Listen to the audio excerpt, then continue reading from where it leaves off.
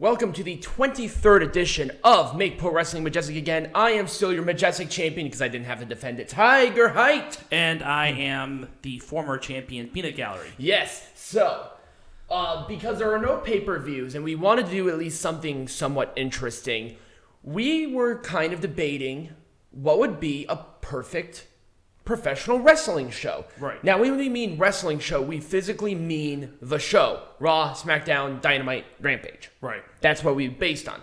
So, Peanut Gallery will first give his dissertation here as soon as I'm done rambling, and then I will give mine after the break. So, Peanut Gallery, take it away. Okay, so when we're talking about professional wrestling show, we are talking about not the brand. We're not talking about the brand. We're not talking about the wrestlers. We are talking about an actual show. Whether it's the production, the types of storylines, the types of matches. The physical television show. Yeah, so all the things that have to come together to produce a good professional wrestling show.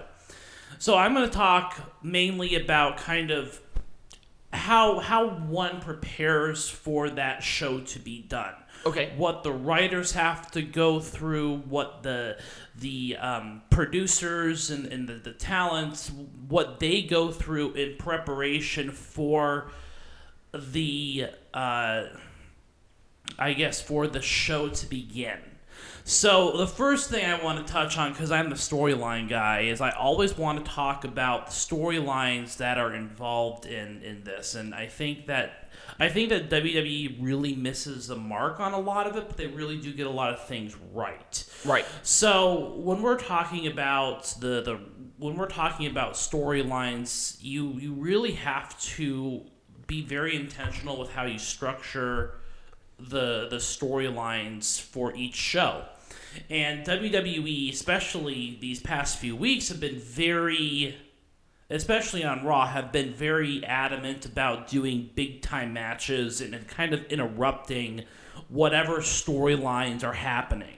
Right. So, for example, we had Big E win the WWE Championship. Right.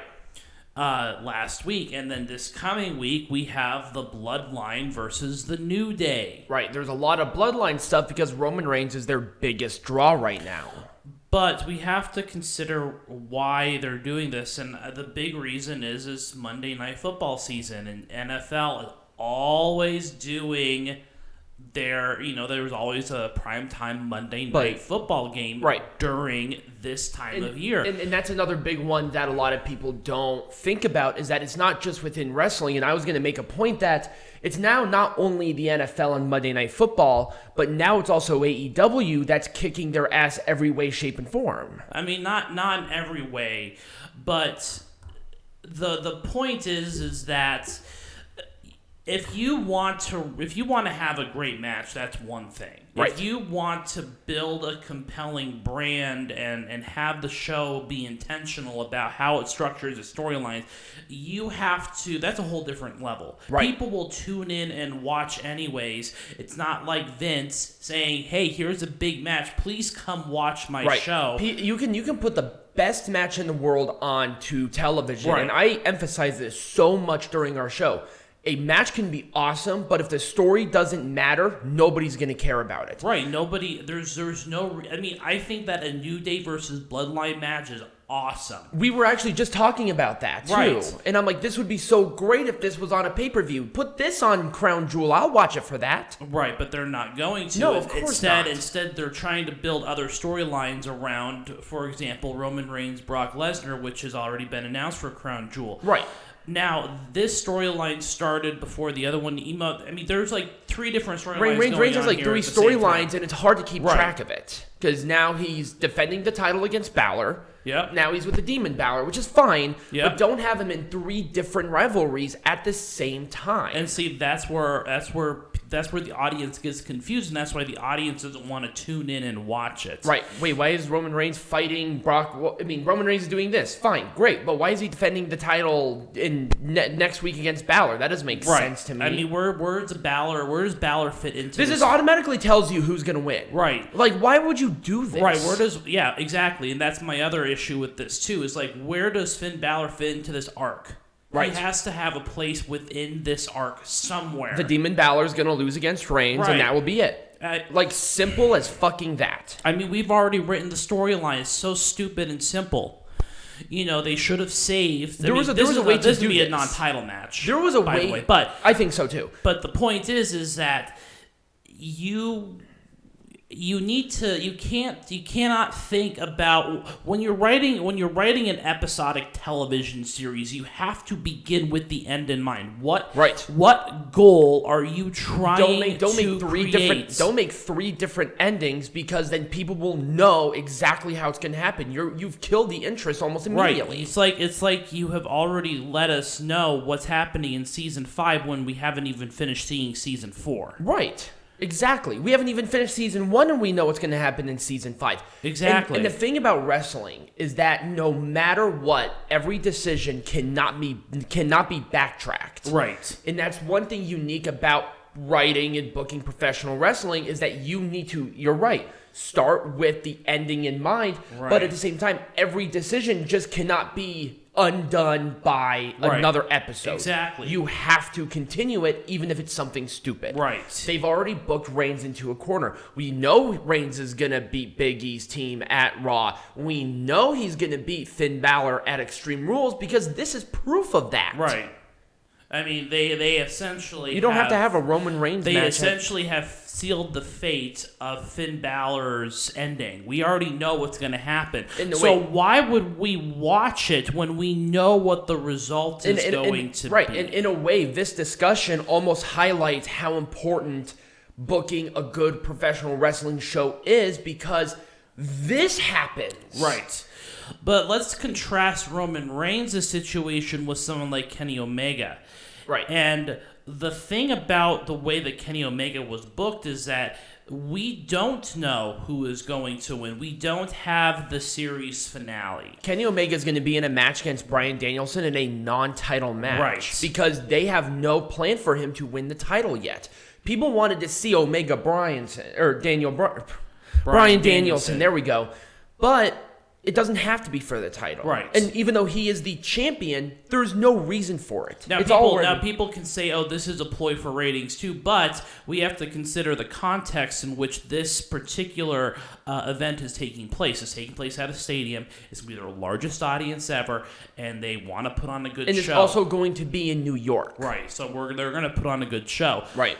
That's just, they planned this for months. And once again, here was a show that's structured to be a pretty damn good wrestling show. Right. Because not only are all the matches going to be great, but the lead up to these has been just top notch. Look at Ruby Soho and Dr. Britt Baker stuff. Right. They killed each other on camera, where people sit there and like, I want to watch that show. And then they watch it, they love it. I think that what happens is that in WWE, there's too many brains in the room.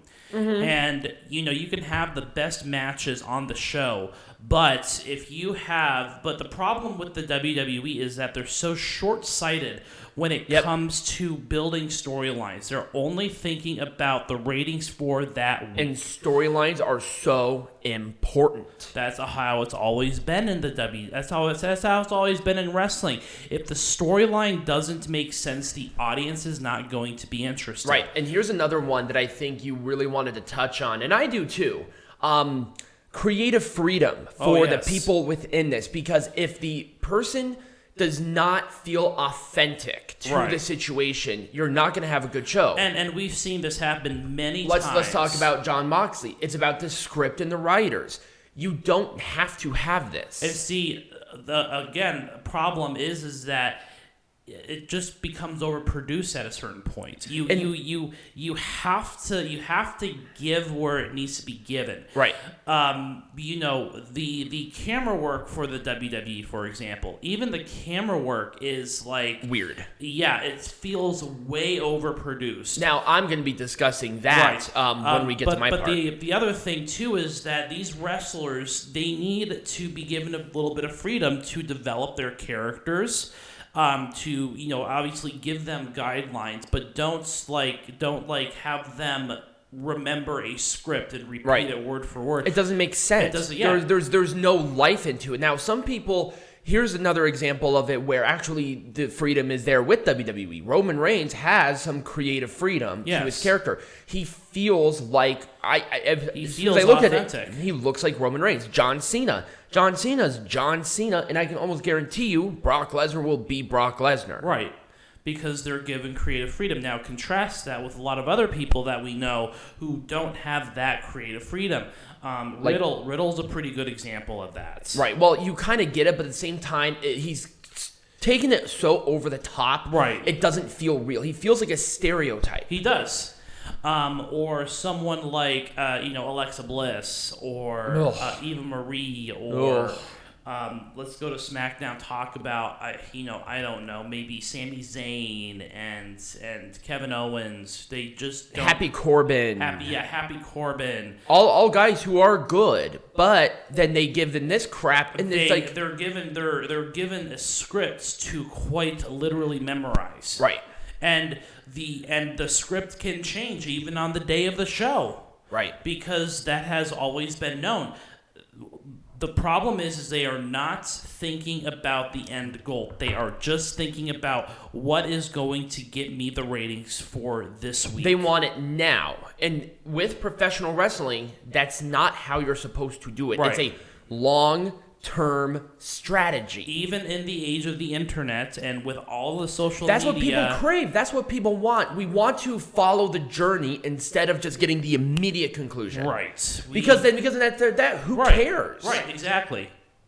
And so, I think to conclude it, a good wrestling show has a little less of not too much overproduction, but there's some quality in that. You can't be too lackadaisical about it, because you are at the end of the day producing a set of stories that culminates at a finale, a pay-per-view, right? Which is a season finale of that particular whatever that bookend is. Right. The characters within this story are given, maybe there is some complexity, maybe they are involved in multiple things, but it's not to the point to where it doesn't make sense. Right. I can give you an example of where maybe Kenny Omega, he is not only a member of the Elite, but he is also the world champion, so he may be involved in two different things.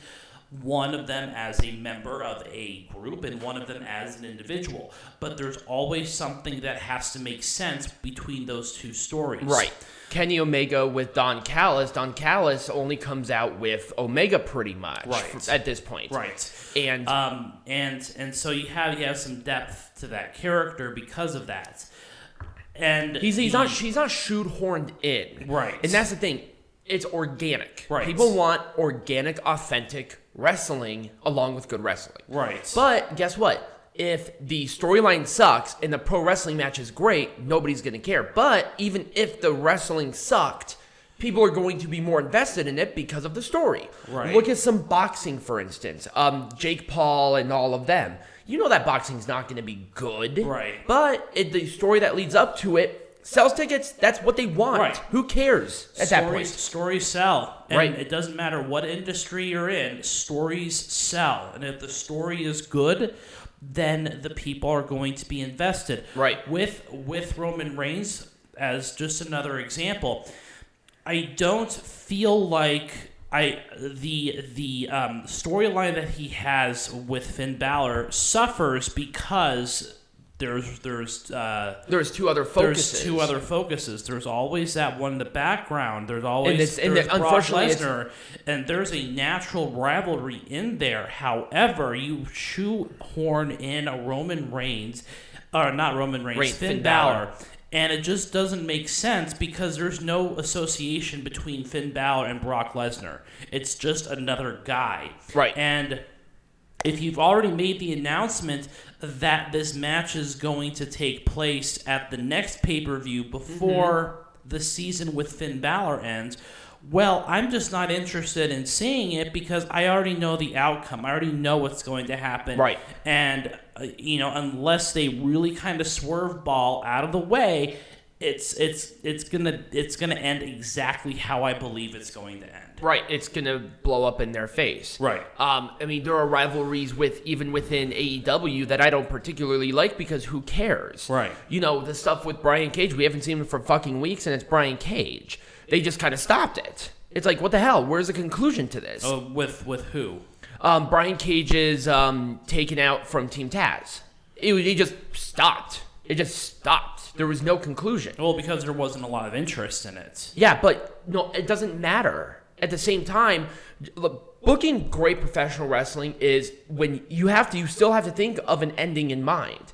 There was no ending. They just started a rivalry without doing anything with it. And at that point, you're burying not only Team Taz, but Brian Cage, because what the fuck? Didn't that rivalry conclude? No, they continued it. Huh, that's weird. They should have ended it when Brian Cage lost the FTW. They didn't do that. Huh. Then they started the program with Powerhouse Hobbs and CM Punk, which is fine, but at the same time, what about the other one? There was nothing there.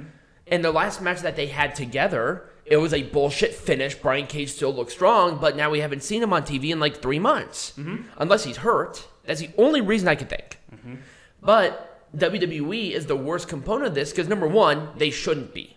They have the most experience. They are the standard bearer of this industry to booking great professional wrestling. They have the money. They have the reputation. And those are huge. They can book anybody in the world on their show, and they can build the best rivalries in the world. Best talent in the world. We have seen it. We've seen even early evidence of this. Give an example: the Shawn Michaels Undertaker. Their matches at WrestleMania. There was a year-long booking that made it still feel fresh and important despite them being older. There was John Cena, Roman Reigns this past SummerSlam. They booked that well. You have this. Becky Lynch turning heel. Great. That's what we want. Right. And now they're doing the rematch with Bianca Belair and Becky Lynch at Extreme Rules. Great. Which, by the way, has not had one Extreme Rules match. I know, and that's stupid too. Anyways, we digress. But the point is that you need to have consistency, persistency. You need to be able to finish storylines that you start and not get people too involved. Because when you take a factor out, you kill the entire storyline. I mean, Bobby Lashley, great WWE champion, but they won the ratings pop, so guess what? He had to lose it. Yeah, to Big E because, well, number one, he had the Money in the Bank contract. They had to end that somehow, and I feel like him cashing it on Lashley was the right call. That wasn't the right call at this moment. It just wasn't. They should have finished the Bobby Lashley saga with Randy Orton at Extreme Rules and then have the cash in at Extreme Rules. I feel like they over-egged that pudding because they're trying to beat AEW. You're not going to do that. No, they're not trying to beat AEW. They're trying to beat AEW. They're trying to beat NFL. Well, they're trying to beat NFL now. Every other part of the year, it's going to be trying to beat AEW. Right. Because now since Rampage is there, Rampage is starting to beat SmackDown in ratings, and they're beating Raw in ratings. So it's like, shit. Okay, right. So that's kind of what I had. Yeah, that was great. I like that. And, we'll go right on to you. Yeah, absolutely. So when we come back, I will be doing my portion of this topic. What makes a perfect professional wrestling show, but in a physical and time restraint. So I'm thinking more visual and also like where it is based on statistical data regarding like timing and all of that fun stuff. Okay. So we'll be back.